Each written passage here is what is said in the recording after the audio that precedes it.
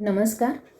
जेव्हा भाज्या, फळे मुबलक प्रमाणात उपलब्ध होतात त्यावेळी म्हणजे त्या सीझनप्रमाणे त्याचा मनसोक्त आस्वाद घ्यायचा. यामुळे आपले मन आणि शरीर दोन्ही तंदुरुस्त आणि आनंदी राहते. अशा सीझनल गोष्टींचा वापर आपल्या रोजच्या आहारात केलात तर शरीराला पोषक घटक मिळतात आणि विविध प्रकारचे अन्न ग्रहण केल्याने मनाला एक तृप्ती मिळते. म्हणूनच सध्या कैरीचा सीझन आहे, तर कैरीचा भरपूर आस्वाद घ्या. आपल्या यूट्यूब चॅनलवर कैरीच्या विविध रेसिपी उपलब्ध आहेत. त्याची लिंक मी डिस्क्रिप्शनमध्ये देते. जसं की कैरीचे पन्हे, कैरीची डाळ, तग्गू, मेथांबा, लोणचे, कैरीच्या विविध चटण्या. आज आपण अशीच कैरीची चटपटीत कढी तयार करणार आहोत. हा पदार्थ या सीझनमध्ये कोकणात घरोघरी हमखास केला जातो.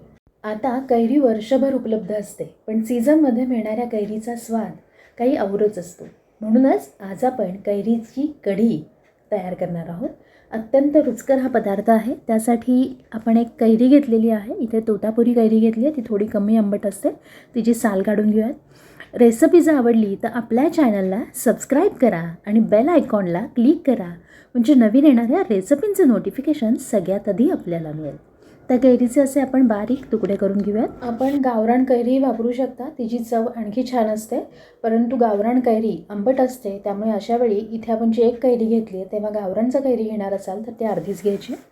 तर आता ह्या कैरीचे काप मी तुम्हाला वाटीत काढून दाखवते. एक वाटीला कमी असे हे काप आहेत एका कैरीचे. तर आता आपण पुढची कृती पाहूयात, पण तत्पूर्वी आपल्या सर्वांचे आरोग्य रुची किचन कट्ट्यावर स्वागत करते. तर आता इथे मी कुकर घेतलेला आहे. कुकरमध्ये हे अर्धी वाटीला थोडे कमी असलेले म्हणजे मध्यम आकाराच्या कैरीचे जे तुकडे केलेत आपण ते घालून घेऊयात. आणि त्यामध्ये थोडंसं पाणी घालते आहे मी, खूप थोडं पाणी घालायचं, ते पीसेस जे आहेत ते भिजतील एवढे. आणि आता कुकरचं झाकण लावून एक शिट्टी काढून घेऊयात आपण.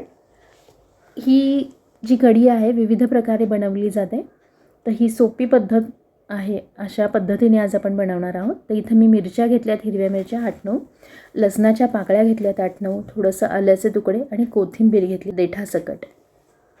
तर आता हे सगळं आपण वाटून घेणार आहोत. हे खोबऱ्याचे काप घेतलेत, साधारण जेवढी कैरी आहे तेवढेचे काप आहेत. म्हणजे एक नारळ फोडला आपण मध्यम आकाराचा, तर त्यातली एक जी वाटी असते त्याचे काप घेतलेले आहेत आपण. ही कैरी थोडी कमी आंबट आहे, त्यामुळे एवढे काप पुरणार आहेत. आपण जर गावरान कैरी घेतली तर थोडेसे खोबऱ्याचे काप वाढवा. रेसिपी आवडल्यास लाईक करा, सबस्क्राईब करा आणि शेअर करा. त्याच्या भांड्यात आपण लसूण, आलं, ओलं खोबरं, कोथिंबीर, थोडंसं जिरं घालून वाटून घेतलं आहे. हे बघा, हे असं रफ थोडंसं वाटल्या गेलं आहे आबडधोबड. हे आणखी ह्याची बारीक आपल्याला फाईन पेस्ट करायची आहे, अगदी चंदनासारखं वाटायचं आहे. त्यामुळे यामध्ये थोडंसं पाणी घालून आपण मिक्सरला पुन्हा एकदा हे वाटून घेऊयात. आणि आपण पाहू शकता, हे बघा, आता आपलं हे वाटण खूप छान अगदी बारीक असं वाटून झालेलं आहे, एकदम चंदनासारखं. असं वाटण आपल्याला वाटलेलं हवं, म्हणजे आपली कढी आणखी छान त्याचा टेक्स्चर तयार होतं. इकडे आता वाटण वाटून झालं आहे. कुकर झालेला आहे आपला, एक शिट्टी काढून घेतली आहे. थोडासा गार झाल्यावर आपण उघडून बघतो आहे. तर हे बघा, छान जी कैरी आहे ती आपली त्यामध्ये छान शिजली गेली आहे. अगदी काही रवी किंवा कशाने हटण्याची गरज नाही, चमच्याने ती अगदी सहज हटल्या गेली आहे. आणि हे बघा, अशा रीतीनं ही कैरी जी आहे ती आता आपण बाजूला ठेवूयात आणि इकडे फोडणी करायला घेऊयात. कढई गरम करायला ठेवली, त्यात तेल घालून घेतलेलं आहे.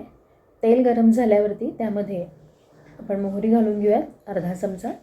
त्यानंतर मोहरी चांगली तडतडल्यावरती जिरा घालून घेतलेला आहे आणि थोडेसे मेथी दाणे घालून घेतले. मेथी दाण्यामुळे खूप छान फोडणी तयार होते आणि चवही कढीला खूप छान येते. त्यानंतर मिरच्या 2-4 मी घातलेल्या आहेत आणि कढी आहे म्हणजे कढीपत्ता तर हवा, फ्रेश असा कढीपत्ता घातला आहे. फोडणी छान जरा परतवून घेतली आणि त्यामध्ये आता हिंग घातलेला आहे आणि हळद. आणि यामध्ये आता जे वाटण आपण वाटलं होतं ते घालून घेऊयात. खोबऱ्याचा थोडासा कच्चेपणा घालवण्यासाठी आपण हे वाटण छान परतवून घेणार आहोत. आणि त्यामध्ये मी थोड्याशा कैरीच्या फोडी बाजूला काढल्या होत्या, थोड्याशा 4-5 अशा, त्या घालून ठेवते. हे ऑप्शनल आहे, आपण सगळी कैरी जरी शिजवून घेतली तरी चालेल, पण खाताना कैरीच्या फोडी मध्ये आल्या तर छान वाटतात चवीला, म्हणून मी फोडी घातलेली आहे. थोडंसं पाणी घालून घेतलं मिक्सरच्या भांड्यातच आणि ते पाणी घालून ठेवलं. एक वाफ काढली आहे बघा. छान आपलं ते मिश्रण जे आहे ते शिजलेलं आहे आणि त्यामध्ये घातलेल्या कैरीच्या फोडीही शिजल्या असतील, त्यामुळे आणखी कैरीच्या फोडी लगेच शिजल्या जाणार आहेत. आणि आता जे आपलं कैरीचं आपण पल्प तयार केलं होतं, म्हणजे कैरीची शिजवून घेतली होती, ती घालून घेऊयात.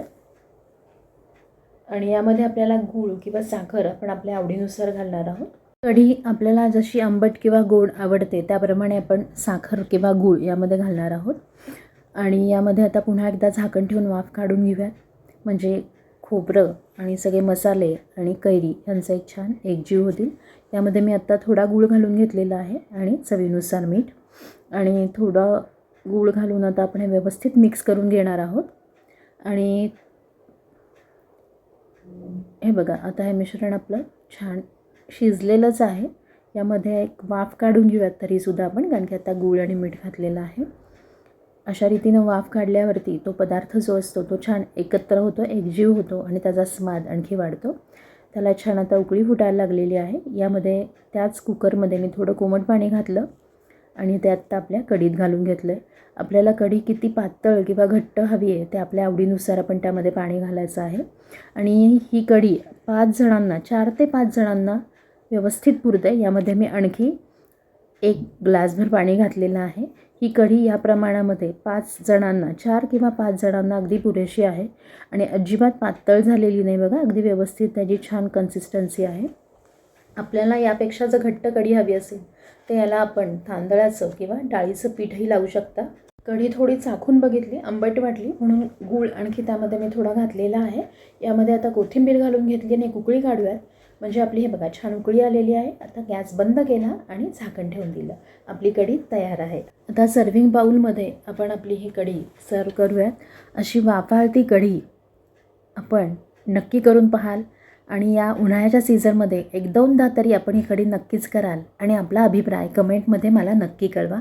या कढीचा आस्वाद आपण गरमागरम भात, पापड आणि सांडगी मिरची याबरोबर नक्की घ्या आणि आपला अभिप्राय कमेंटमध्ये कळवा. कैरीची कढी किंवा कैरीचं सार आवडल्यास लाईक करा आणि पुन्हा भेटूया अशा छान छान रेसिपींसह.